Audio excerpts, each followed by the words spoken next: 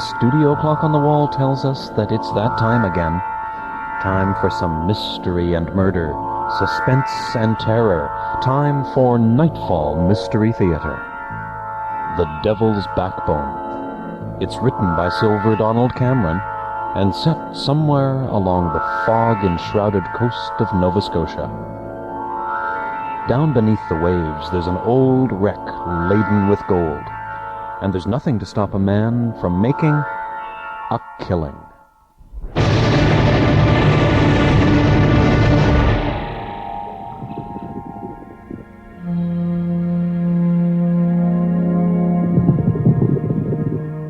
See the diver, like a drifting spaceman in his red wetsuit, mask, scuba gear. He tilts forward slowly, reaches out a mittened hand. Hidden among the swaying brown weeds covered with a thin purple layer of coral is a Spanish biscuit, an ingot of solid gold, the end of the rainbow. But before the diver can touch it, the water turns black around him, black as oblivion. He thrashes in the water, blind and disoriented. Some thing seizes him by the leg and pulls him down, down into the silt, the mud, the slimy weed. Something heavy and deliberate strikes him in the face and knocks away the demand regulator, a delicate chrome-plated marvel which allows him to breathe 50 feet underwater. He gropes for it frantically. Without air, he's dead. Dead on the Devil's Backbone.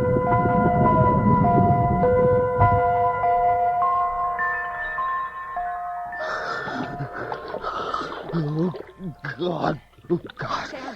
Eric, what happened? Where's Des? Don't know. Oh, God. Oh. What happened, Eric? Look, down there. The water's black. It nearly got me. What nearly got you? Whatever it is. Gotta go back. Find Des. No. Got to. No. Des. He's coming up. Look, I see him. Where? Over there. Look, isn't that him? Yeah, that's him. Oh, thank God. Des, for God's sake, it's all right. Eric, it's all right, Des. God Almighty. Get aboard, both of you. We're heading in. Eric, what's that? What? On your leg. Your suit's all torn. Oh, my God. Claw marks. Yeah. But what's got claws like that?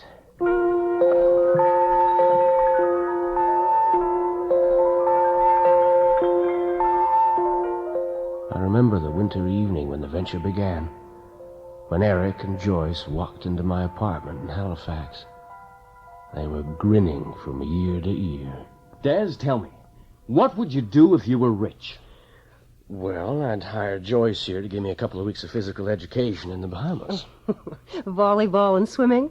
That's what I teach. Well, maybe we could enlarge a job description just a little bit. I might have something to say about that. Yeah, not if I was rich enough. Well, it's all very flattering, but I'm not up for auction. Okay, anyway, what's all this about? I think we've got a chance to get rich next summer. Yeah? How? Diving. Not another of those futile treasure hunts. Come on, you're brighter than that. Oh, no, this is a good one. You remember that little book I did on privateers in Nova Scotia? Yeah. Well, a guy called me up from Lockport down the South Shore, and he'd read it. He said his great-great-grandfather or somebody had been a privateer. Mm-hmm. And there might be some information in the family papers up in the attic. So I went down to have a look. I wasn't expecting anything, but you wouldn't believe the papers in that attic. They'd been quite a prominent merchant family at one time, and I don't think they ever threw away a bill of sale or receipt or anything. I plowed around in there for a couple of days, and in the end, I found this. A log of the private ship of war, Wasp. I don't think anyone's looked at that log since 1757. The Wasp belonged to the first notable member of the family, a fellow named Ezekiel Hobson. Now, he's the guy that established the family fortune. Mm-hmm. They made a cruise in 1757 and loaded the ship with plunder. They just about made it home when a French privateer from Louisburg forced them onto the coast. The Wasp struck a reef called the Devil's Backbone and smashed herself to pieces. Des, nobody ever salvaged her. We don't think anyone knows she's there. So you want to have a crack at it? We want all three of us to have a crack at it. We need 2 divers and someone in the boat. And you're Eric's diving partner. Oh, Joyce, will you come to the Bahamas with me? Well, if it's the only way to get you signed on. Oh, the things you have to do to get a guy to accept the chance of a lifetime. You got it.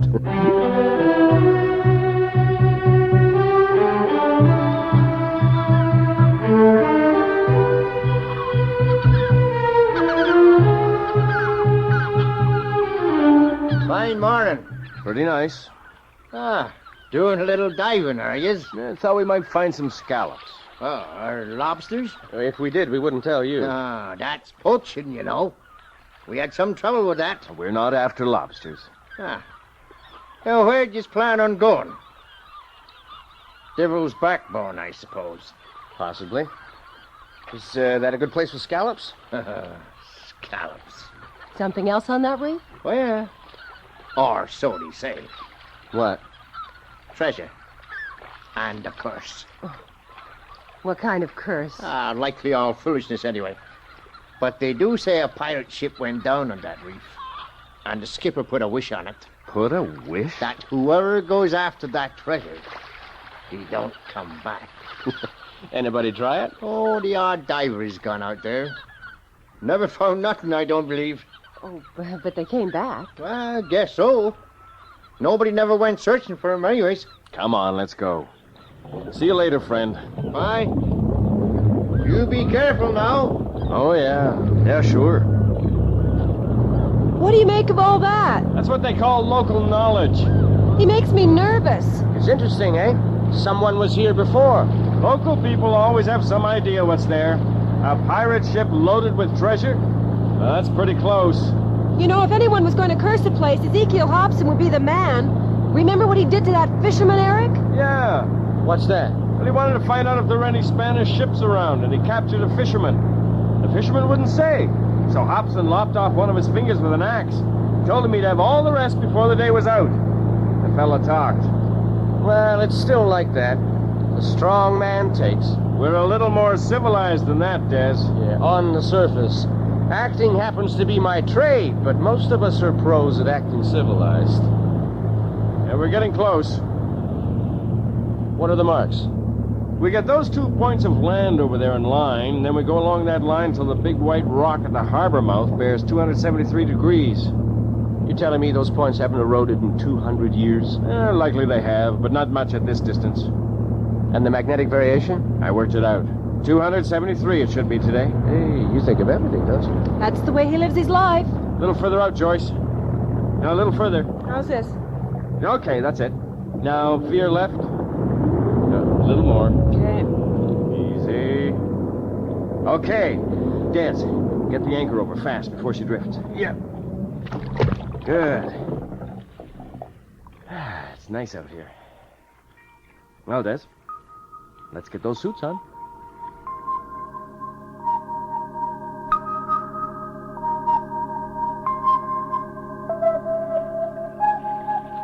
You don't want me to move the boat at all? Not unless one of us surfaces and calls for help. But you'll likely come up a long way from the boat. Well, no more than a couple of 100 feet. We're just going to do overlapping circles on centers about 40 feet apart. Oh, okay. How many do you think we can do on a tank of air, Des? 4 or 5, no more. So, 200 feet at most. I don't know how you can wear that clumsy backpack. You look like a turtle in a fiberglass shell. Yeah, I don't know how you can wear all those belts, one on top of the other. Weight belt, buoyancy vest, backpack. Turn on my air, will you? Is the reserve valve shut? Yeah, it's shut. Okay. Yeah, it looks good. Well, let's make some bubbles.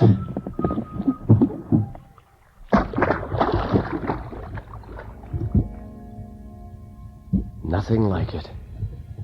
That split second when you leave your own element and plunge into another. Suddenly, your body is weightless.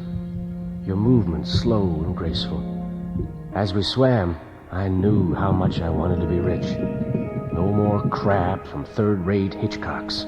I'd go south, buy a big boat and a pile of diving gear. Just pick and choose from all those little secretaries that go down for 2 weeks on package tours looking for romance. Chivas Regal and lobster tails and the best dope going.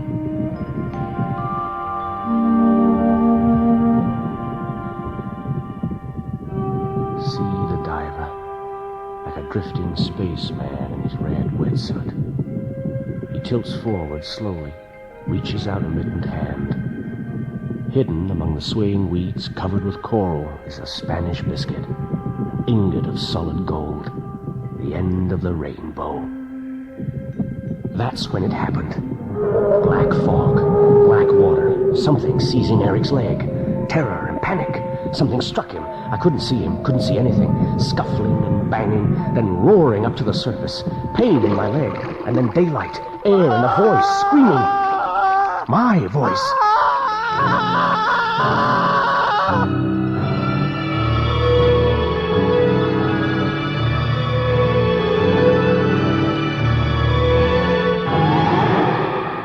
No, I'm out of it. I'm not going out there again. Look, Daz, we found it. We found it. If we can get most of it up and sell it intelligently, we can each have $100,000 a year for life, maybe more. Yeah, or we can get killed tomorrow. It's not worth it. Look, I was scared down there, but... Scared? I'm bloody paralyzed. Okay, paralyzed. But I don't believe in spooks. Doesn't have to be spooks, Eric. Could be something that lives down there. Giant squid or something. Well, if it's a giant squid, we can chase it away. Or kill it. Eric, you can't be serious. Do you know what you're talking about, Eric? Tentacles 30 feet long. Suction discs like saucers. Claws as well. Shooting around the bottom on jets of water. Making black clouds of ink so you can't even see it. And those two big eyes and that parrot beak. God.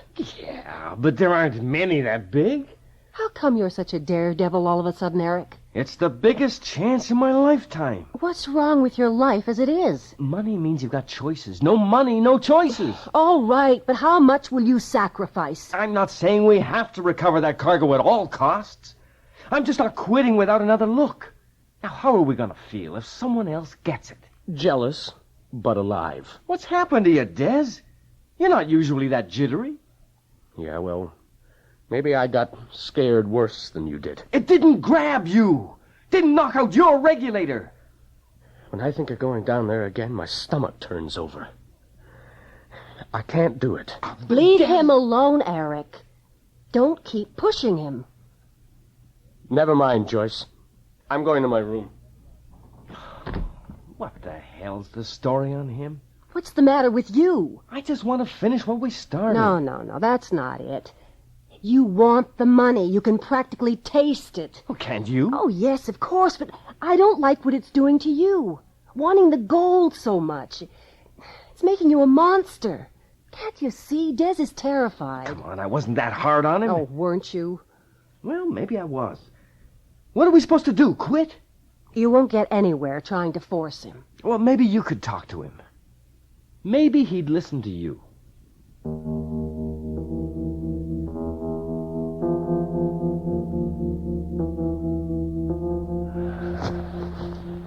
Did you talk to Des? Mm-hmm. How'd it go? All right. He'll dive tomorrow. He will? How did you do that? He's scared, Eric, but he'll do it.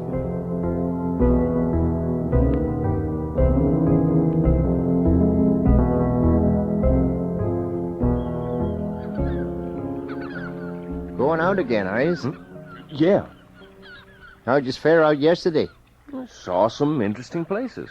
Caves on the reef and stuff. Ah. On the Devil's Backbone? Didn't see no sign of that treasure, eh? If there is treasure. Well, we won't know it's there till somebody finds it, will we? That's an Irish way of looking at it. Come on, let's go. We'll bring you back a gold coin, maybe. You do that. You surely do that.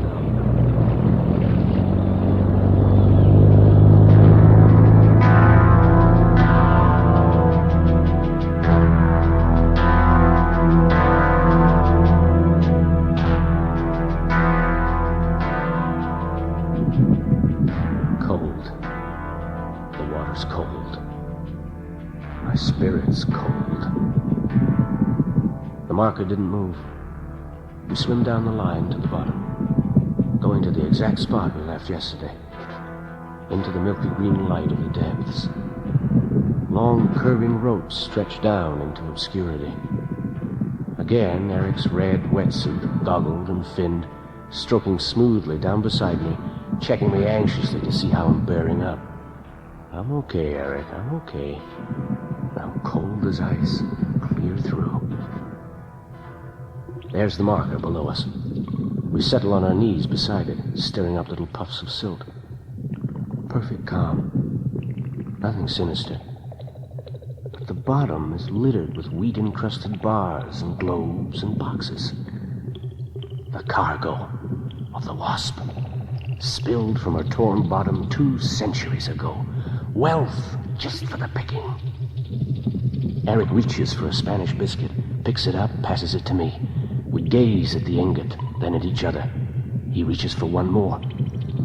Then, something black and rubbery swells up from the ocean bottom, growing like an insane black tumor. It pushes us, then the water goes inky black. I can't see Eric. Something pushes against me, tries to press me against the bottom, and I feel a sharp point biting into my calf as I struggle to find the surface. As the ink thins, the sharp point jabs my leg again. As I swim away from the swelling, monstrous thing below me, I see red filaments trailing in the water, thin lines of blood from my leg. And now Eric's right beside me, still clutching the second Spanish biscuit.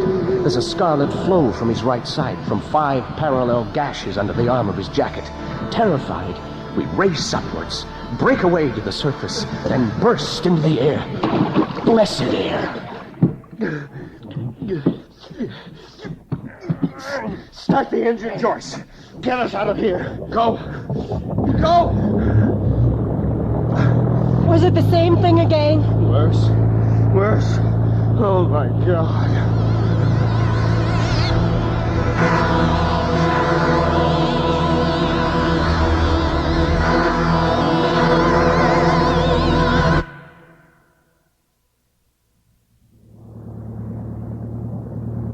Not far from Devil's Backbone, are we? Not very far, no. That's where we're going. Des. Really, you don't mean it. Well, you're not concerned about the curse, are you? No, I am not going back there. Not for anything. The curse has been lifted, you know. I lifted it. This is not really a good subject for jokes, Des. I'm not joking. I did lift the curse. It wasn't hard. After all, I put it on in the first place. What are you talking about? I got everything into that bulky backpack Eric used to talk about. India ink, big weather balloon with a CO2 cartridge. What? Piece of wood with 5 sharpened nails driven through it. Little fast work in the blackness, and there's your curse. But you were hurt, too. Well, that's to make it convincing. I am a good actor, you know. You bastard. Hey, now. You remember old Ezekiel Hobson? Thing he used to do when he wanted information? The strong take what they want. And you wanted all the treasure. In a way, I wanted it, and I wanted you. I didn't need Eric. And now we're going to go and get that treasure. Hmm? Just the 2 of us. Yeah. And then what? First, we have to sell the stuff. Under the counter. Because of Eric. Eric and the law. I mean, there are legal complications, Yes, you know. yes. And then? Well, whatever we want. Take a world tour, go down south, lie in the sun forever. Buy a private plane, I don't know, you name it. Together? Yeah. You bastard. I'd be one more discard, huh? Just like Eric. Now, Joyce, you know, you're an exceptional woman. You're very much to my taste, but I need a certain amount of variety. I won't do it. Do what? I'm not having any part of this. Goodbye, Des. You can't make shore from here in a dinghy. Joyce, for God's sake. Damn.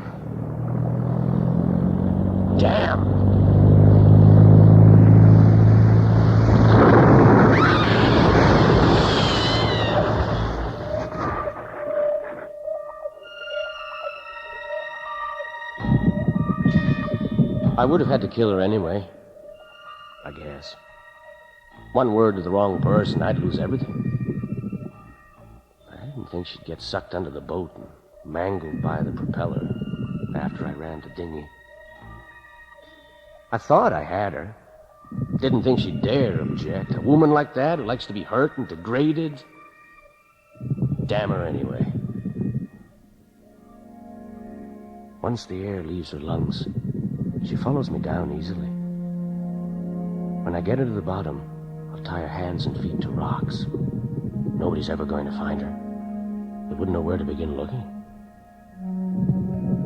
Oh, it's lovely down here. The diffuse light and hazy shadows.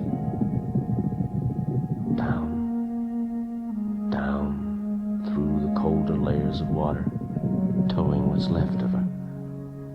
She was good, though. Oh, yeah, she was really good. I knew what she was like. That first night I took her back in the motel.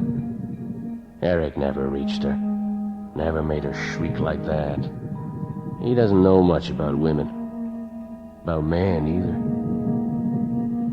A strong man takes what he wants. An old bed spring lying on the bottom. That's perfect. I'll tie her to it. The wrists. Yeah, now the ankles. Now I'll pile some stones on the bed spring. Bed like this is forever. It's all they're good for, anyway. Cargo can't be far away. I glide like a bird, easing through weed and boulders. And there it is. There it is. The heap of ingots and bars and stuff. I want to laugh. I pick up an ingot and drop it into my bag, and then another, and another.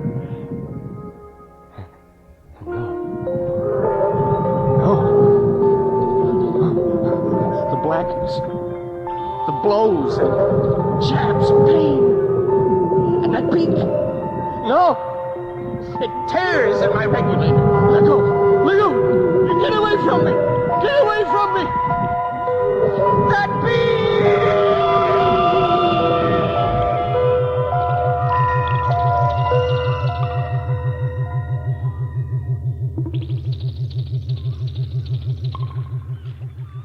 When I found that boat on the beach, mister, there weren't a sign of life. Just one of them queer diving suits you fellas wear. And a tank. But the engine was still warm. It wasn't there in the morning? No. It weren't there till after dinner. Will you run me out to the Devil's Backbone? Run you out to Devil's Backbone? What for? I want to dive. What, you think they... I think they might have gone diving out there and got into trouble. Now, look here. That place got a wish on it, for sure. If 2 of them got into trouble, you'll need 4 to go looking for them. Not just one man alone. I've got my suit and tank in the car. Yeah? Up to you, I suppose. You want to go? I'll take you. Okay. I'll be right with you. Damn fool. Now, I'll run you out there. But I'll be some surprised if I run you back.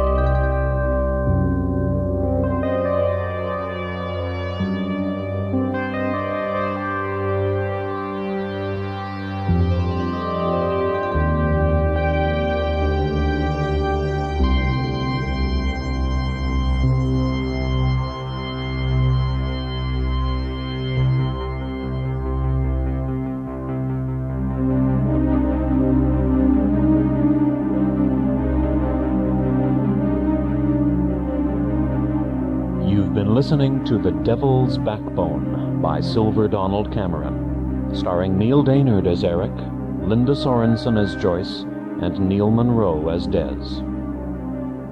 The technician was John Jessup, and the sound effects were by Bill Robinson. The series' story editor is Earl Toppings. This edition of Nightfall Mystery Theater was produced and directed by Paul Mills.